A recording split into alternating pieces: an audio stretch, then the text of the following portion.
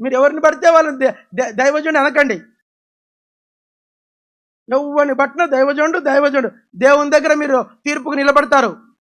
ఎవరిని పడితే వాళ్ళు దైవజనుడు అనకండి. తీర్పు దగ్గర ఆ మాట పలికినందుకు నువ్వు నాలుగు దేవునికి లెక్క చెప్పాల్సి వస్తుంది. ఎవరిని పట్టుకుని దైవజనుడు దైవజనుడు దైవజనుడు తేరగొచ్చింది ఆ మాట మీకు. నేను బైబిల్ అంతా ఎత్తికాను, జస్ట్ 10 మందికే ఇచ్చాడు ఆ పేరు. ఓన్లీ 10 మెంబర్సే ఉన్నారు దైవజనుడు అని చెప్పుకోవడానికి యోగ్యత ఉన్నోళ్ళు. భక్త్ సింగ్ గారు దైవజనుడు అంతే. ఇంకా తరువాత నాకు తెలిసి ఫిలిప్ గారు దైవజనుడు. నేను అవి చెప్పగలను కానీ ఇప్పుడు కుదరదు.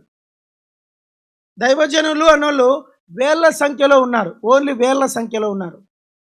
ఈ సహవాసం మొత్తానికి ఎవరిని పడితే నాకు తెలిసి దైవజనుడు అన్న మాట ఎవరికి యూజ్ చేయకండి. ఈ దినాల్లో దైవజనుడు అంటే ఆ మనిషి మామూలుగా ఉండడు.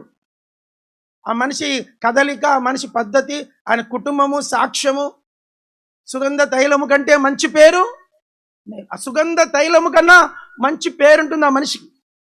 సరే, దైవజనుడు భక్త్ సింగ్ గారు